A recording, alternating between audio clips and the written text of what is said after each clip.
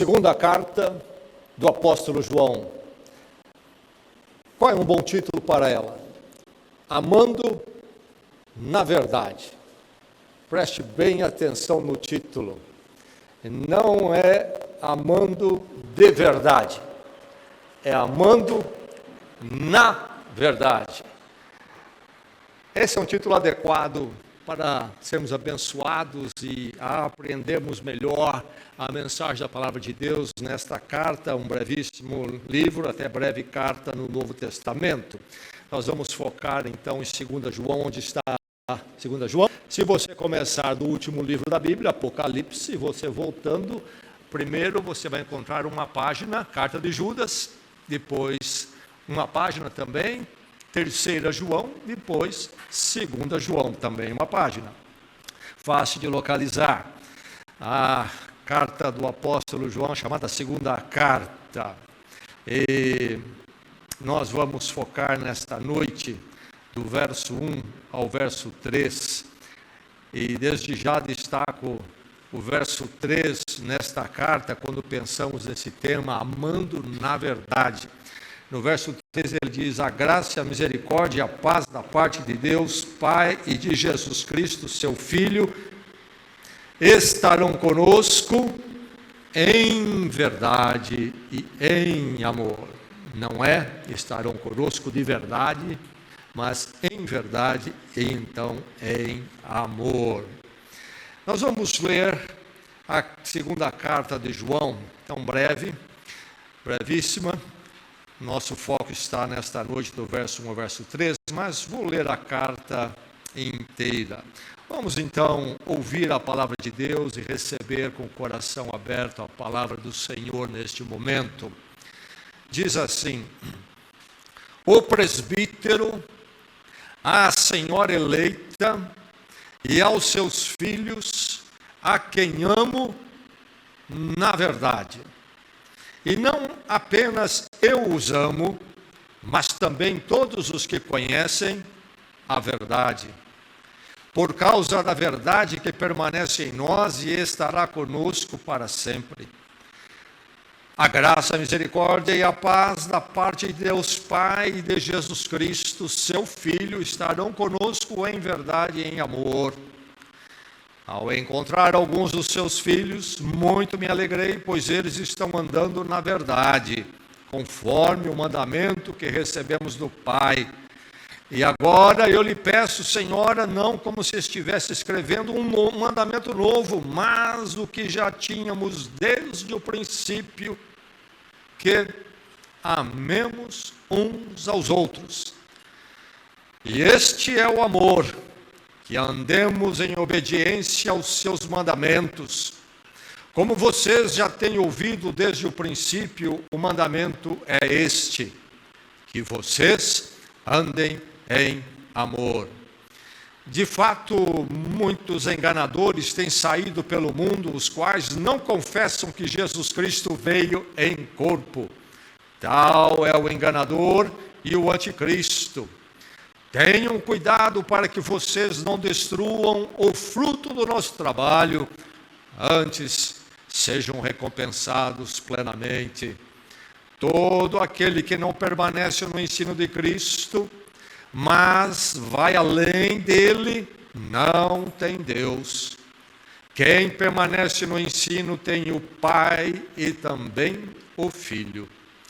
Se alguém chegar a vocês e não trouxer esse ensino, não o recebam em casa, nem o saúdem, pois quem o saúda torna-se participante das suas obras malignas. Tenho muito que lhes escrever, mas não é meu propósito fazê-lo com papel e tinta.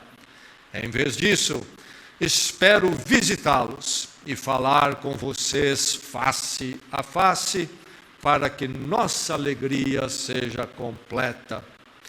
Os filhos da sua irmã eleita lhe enviam saudações.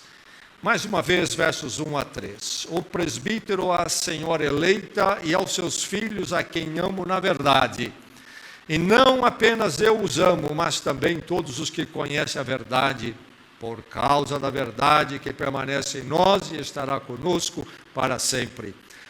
A graça, a misericórdia e a paz da parte de Deus Pai e de Jesus Cristo, seu Filho, estarão conosco em verdade e em amor.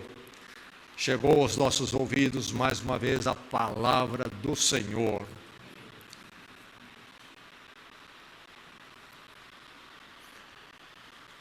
Homo sentimentalis, uma expressão no latim, e todos nós, creio que já conseguimos interpretar o que ela significa. Homo sentimentalis. Nós já ouvimos falar, por exemplo, de Homo sapiens, que seria na ideia da evolução, né? Quando então o primeiro ser evoluído, nós supostamente então aí nosso primeiro ser humano seria o Homo sapiens. E agora a expressão aqui é Homo sentimentalis, isto é, o homem sentimental, marcado pelo sentimento. Essa expressão foi, tudo indica, primeiro usado por um escritor tcheco chamado Milan Kundera, no seu livro Imortalidade. Falando dos nossos tempos atuais, ele vai dizer que o ser humano atual, homem e mulher, é um homo sentimentalis, é um ser que é essencialmente visto ou se vê e se comporta como total sentimento. Nós vivemos na época da afetividade, não é verdade? Tudo é afetividade. E ele vai apontar que o que acontece é que quando o ser humano deu essa virada, em algumas poucas décadas para cá, e começou a se ver como essencialmente um ser sentimental, o ser humano transformou o sentimento em valor, E aí então, ele diz, o ser humano começou a exacerbar esse negócio de sentimento e afetividade. Assim diz o autor Kundera, não um autor evangélico cristão, um livro secular, Imortalidade. E ele vai dizer que, inclusive, na área sentimental e afetiva, o ser humano se tornou até exibicionista da sua sentimentalidade, a sua afetividade. Como é verdade isso? Quando entra alguém ali, não é, no caminho da afetividade e na ideologia de gênero, a gente percebe esse exagero, não é, na forma de se portar como alguém sentimental. Às vezes, ele diz, a exibição se tornou comum. A carta do apóstolo João, então, tem muito a nos dizer. Falamos que um título adequado para ela é Amando na Verdade. Amor sempre tem a ver com a nossa expressão sentimental, sim, mas o amor entendido pela palavra de Deus não é apenas uma questão de sentimento e nem é regido primeiro pelo sentimento. A palavra de Deus nos ilumina nesses dias de confusão, quando o ser humano se reduz à mera afetividade e nos dá o equilíbrio. Assim essa carta de João nos faz conosco e lança luz ao nosso caminho. Quem que escreve esta carta? Ele se identifica como o presbítero. A palavra presbítero é uma palavra que se refere à liderança da igreja, a que nós chamamos de conselho, e as igrejas do Novo Testamento tinham seus presbíteros. E então eram as pessoas mais experientes na fé, na vida, que eram escolhidas para dar a direção à igreja e orientar a igreja. Mas ele diz aqui que ele é o presbítero. Nós sabemos que o apóstolo João, que andou com Jesus lá na terra de Israel, depois que Jesus ascende aos céus, ele vai se dedicar ao apostolado na região daquilo que a Turquia hoje era então a Ásia Menor. E vai se basear principalmente na cidade de Éfeso, uma grande cidade na época. Hoje você pode visitar, andar pelas ruas escavadas, né, as ruínas. Mas era uma grande cidade na época, pujante, economicamente falando. E ele então está baseado ali, é um centro, ele está num centro regional. E O apóstolo João ali, então, trabalha com as igrejas da região, e certamente em Éfeso mesmo haviam igrejas, mais de uma vez que no primeiro século as igrejas, em geral, com raríssimas exceções possivelmente, se reuniam em casas. Talvez alguma dependência maior podia ser usada por uma e outra, mas em casas. Então, em igrejas menores, então Éfeso provavelmente tinha mais de uma igreja. Mas, enfim, ele é o apóstolo. Ele é o apóstolo, e como apóstolo, então, ele supervisiona e orienta as igrejas da região. Então, ele é presbítero, mas ele diz o presbítero. O presbítero. É um presbítero que se destaca entre todos os presbíteros. E esta carta dele é mais uma carta apostólica, pastoral, para orientar a igreja em certas questões que as igrejas estão vivendo, atravessando ali na região, igrejas que estão debaixo da sua liderança. É uma carta orientadora. E quando nós olhamos a literatura de João, 1 João, 2 João, 3 João, as 3 cartas dele, e o Evangelho de João, o grande Evangelho de João, nós vamos encontrar alguns termos que para ele são técnicos, são fundamentais para a sua apresentação de quem é Jesus Cristo e da vida cristã. E 2 que se destacam é a palavra verdade e a palavra amor. Se você ler o Evangelho de João, você vai encontrar, vez após vez, ele falando sobre verdade e amor. Na verdade, ele falando que Jesus Cristo disse ou ensinou sobre verdade e amor. E aqui, nesta breve carta, esses 2 elementos aparecem diversas vezes. Nós vimos aqui, só nesses versos que nós lemos, no verso 1, ele vai dizer, a quem amo na verdade, a quem amo, amor, na verdade. E depois ele diz, não apenas eu amo, mas também todos aqueles que conhecem a verdade. Então, novamente, já na segunda e terceira linha, amor e verdade. E aí ele continua no verso 2, por causa da verdade que permanece em nós, por causa da verdade. E no verso 3, quando ele fala, então, de Deus revelado em graça e misericórdia, do Deus Pai, do Filho Jesus Cristo, diz que eles estarão conosco em verdade e em amor. Em verdade e em amor. Então, em poucas linhas, já fica muito claro que os termos verdade e amor são chaves aqui para João, como é no Evangelho dele.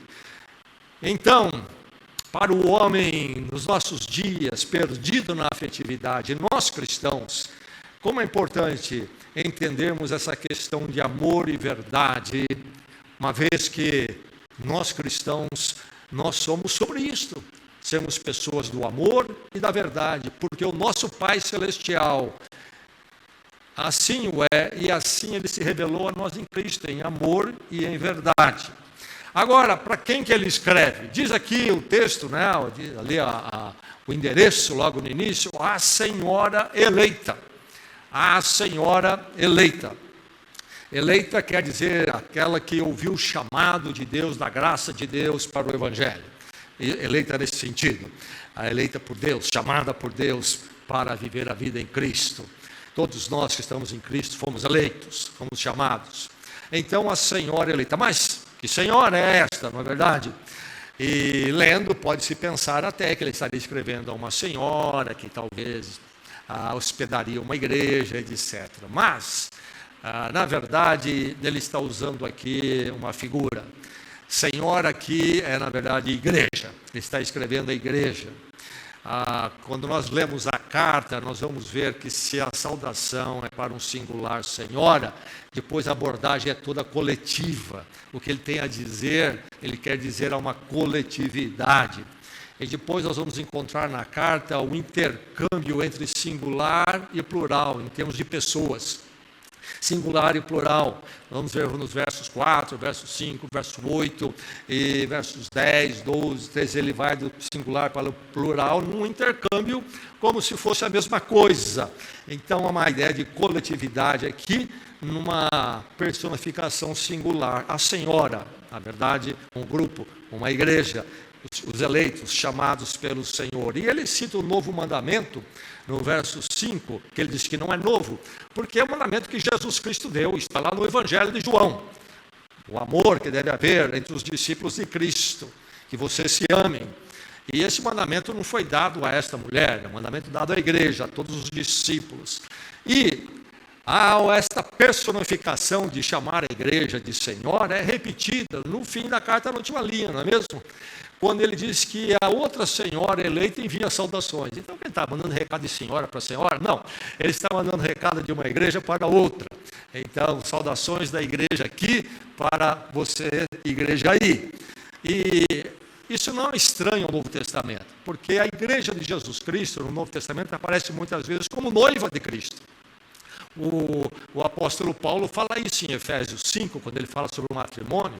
A igreja é a noiva de Cristo. Apocalipse fala de que a igreja é a noiva de Cristo e que haverá o casamento, não é um casamento entre a noiva e Cristo. Enfim, aí está a carta de João para a igreja e para nós nesta noite. Esta carta que fala sobre o amor na verdade.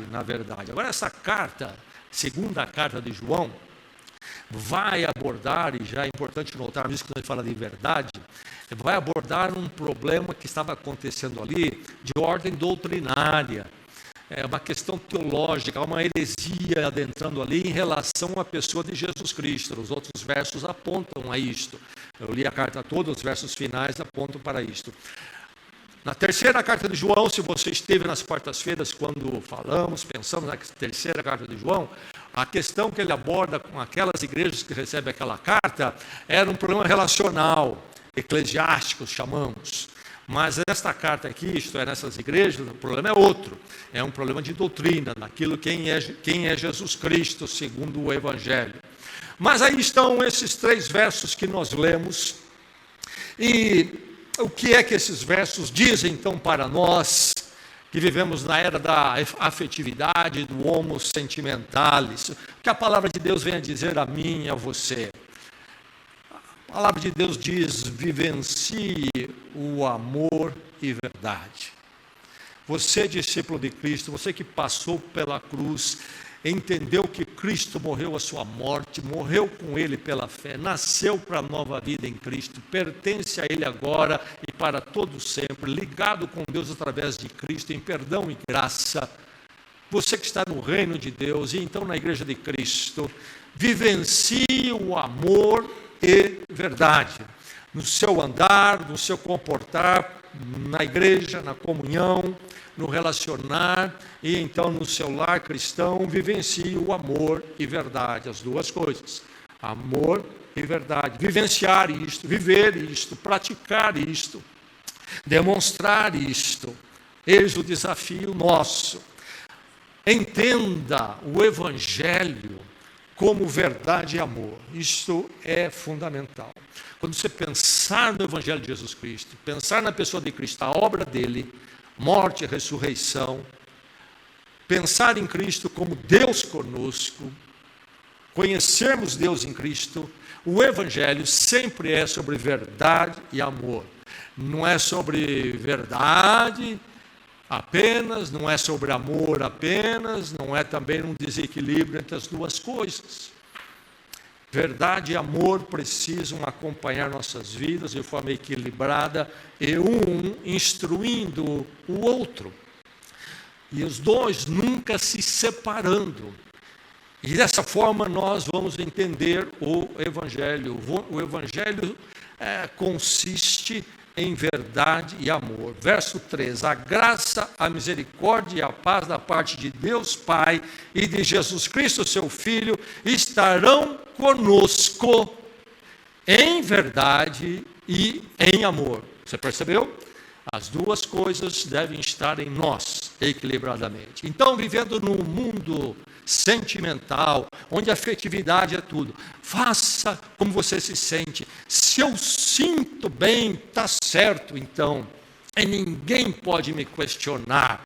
A questão é o que eu sinto. E as pessoas estão sentindo todo tipo de coisa, mais absurda possível até. E então é um desequilíbrio entre verdade e o amor. O Evangelho nos traz a este equilíbrio. O problema é que isto tem afetado muitos crentes e muitas igrejas, muita pregação até. essa afetividade do mundo. Então, toda vez que você questiona o mal, muitas vezes, logo dizem, mas Jesus foi uma pessoa de amor. Ele não falaria dessa forma. Ele não falaria o que você está falando. Ele não colocaria esse questionamento que você coloca. Eu, recentemente, fui questionado dessa forma. Pessoas que não entendem a Bíblia, não estudam a Bíblia, não entendem o Evangelho e querem ensinar para a gente o que é o Evangelho. E às vezes dentro da igreja, a gente ouve isto também. A igreja não tem amor. E aí é uma visão sentimental, aparentemente cristã, que se descola da verdade. Há igrejas que estão muito afetadas pela verdade, um outro problema, e não tem amor. É só uma questão de princípios, de regras, e não há o amor. Também está errado. O Evangelho deve ser visto como verdade e amor. O amor nunca pode ser algo que abandona, que se torna incoerente com a verdade de Cristo. E a verdade de Cristo, se bem entendida, sempre nos levará ao amor conforme ela define. E aí, a questão é esta: a verdade é que define o que é amor para nós. Amor não é qualquer sentimento que qualquer um tenha. E aí, no nosso mundo, nós sabemos como é que anda esse negócio. Os tais dos sentimentos, eu gosto disso, eu gosto daquilo, na área do gênero, do sexo, então está uma confusão. As pessoas falam de amor sem qualificá-lo primeiro. Amor é etéreo, é um negócio que cabe qualquer coisa nele. Ele então nem existe. É preciso lembrarmos que o amor cristão é definido pela verdade. Não é o que nós achamos que é. A primeira carta de João vai afirmar 2 vezes, Deus é amor. E aí qualquer coisa cabe? Não. Também é da verdade. E aí nós temos a palavra de Deus. A palavra de Deus é toda sobre verdade. Nós vamos ter então as proposições, os princípios, as afirmações. A palavra de Deus não é primeiro sobre o sentimento. É sobre proposições, princípios, a verdade. Depois vem então o amor, moldado para essa verdade. E os dois sempre caminham juntos. Quando Cristo morre na cruz, que expressão do amor de Deus? A maior expressão que conhecemos do amor de Deus. Nenhum amor no mundo existiu como este. Mas o amor ali é entendido na sua grandeza quando entendemos a verdade desta morte. Porque ele morreu. O que o levou à cruz. Aí nós vamos definir e entender o amor de Deus. Então nós precisamos caminhar com as duas coisas quando entendemos o Evangelho de uma forma equilibrada. De uma forma equilibrada. Ainda há muito tempo atrás houve o questionamento que nós estamos muito cheios de princípios e sem coração. Claro que nós até concordamos com princípios, até que eles não se contrapõem ao que nós queremos. Não há essa dicotomia na proposta cristã, na proposta da igreja, da comunhão. As duas coisas estão sempre juntas. Ter coração ou ter amor não é abrir mão da verdade. Isso não é o amor cristão, não é o amor instruído pela palavra de Deus. Eu amo tanto meu filho que eu não o repreendo, para não contrariá-lo, não machucá-lo, não feri-lo. Então eu amo ele muito, ele faz o que quer, não há princípios. Eu creio tanto em princípios de verdade que eu coloco meu filho na regra e tudo mais, e não há nenhuma expressão de amor meu para com ele. Não é o amor de Deus. Então, nós precisamos entender isso que o apóstolo João está colocando. Nós precisamos vivenciar o amor e verdade. O amor em Cristo vai envolver, então, a verdade. E por isso, então, é necessário definir o amor pela verdade. Definir o amor pela verdade. Veja se você reconhece. E eu sou o seu apaixonado de alma transparente, um louco alucinado, meio inconsequente, um caso complicado de se entender. É o amor. O sujeito vai à loucura e diz que é o amor. O amor cristão nunca vai à loucura, nunca perde o bom senso. É sempre orientado pela verdade. O amor para nós é definido pela verdade. O amor definido pela verdade de Cristo, de Deus. O presbítero, a senhora eleita, diz o verso 1, e aos seus filhos, que seriam os membros da igreja, a quem amo na verdade. A quem amo na verdade. Isto é, o meu amor nunca será base para sacrificar a verdade de Deus. Por isso ele escreve uma carta corretiva. Uma carta que alerta contra o erro e o desvio. Por isso o amor na verdade, não o amor de verdade, mas um amor que nunca se choca com a verdade. Um amor que caminha com a verdade. E aí ele diz, e não apenas eu os amo, mas também amam quem? Todos os que conhecem a verdade. Todos que conhecem a verdade. Aí está o vivenciar o amor e verdade em nossas vidas. E então, encontre a verdade, a fonte do amor. É a Bíblia e o Evangelho, Cristo em particular, é sobre isto. Encontrando a verdade de Deus em Cristo é que eu encontro a fonte do amor. Não a fonte de um sentimentalismo que não tem eira nem beira, que leva a qualquer coisa, inclusive a destruição, e não edifica, e anda para tudo que é canto e se arrebenta. Não, não, não. É a verdade que então é a fonte do amor, do verdadeiro amor. O amor tem a sua forma, delineado pela verdade de Deus em Cristo, por aquilo que é, por quem é Deus, por quem é Jesus Cristo, pelo que Ele fez. Amor produzido pela verdade. É esse amor que precisamos vivenciar, que requer que nós conheçamos a verdade. E quando nós conhecemos a verdade de Cristo, haverá de jorrar de nós o amor segundo as Escrituras. Se nós realmente conhecemos a verdade do Evangelho, nós não seremos uma árvore onde não há nenhum fruto de amor. Porque a verdade de Cristo em nós há de fazer jorrar em nós, em nosso vivenciar, o amor, a expressão do amor, mas segundo a verdade. Segundo a verdade. Vivencie então o amor e verdade. Eu, encontrando a verdade, a fonte do amor, eu os amo, mas também todos os que conhecem a verdade os amam. Diz no verso 1, por causa da verdade que permanece em nós. Então, por que João ama aquela igreja? E os outros irmãos também amam aqueles outros irmãos. Por quê? Por causa da verdade. A verdade faz fluir o amor de Cristo neles. A verdade de Cristo neles faz fluir o amor de Cristo em suas vidas. Aí está a verdade como fonte do amor. Então, sustente o amor. Sustente o amor na sua vida, na eternidade da verdade. O amor sustentado pela verdade é um amor para sempre. Por quê? Porque a verdade é eterna. A verdade é eterna por definição. Aquilo que nós falávamos que era verdade ontem e vamos dizer que não é verdade hoje, significa o quê? Que ontem estávamos equivocados, nós não tínhamos a verdade. Pensávamos que tínhamos.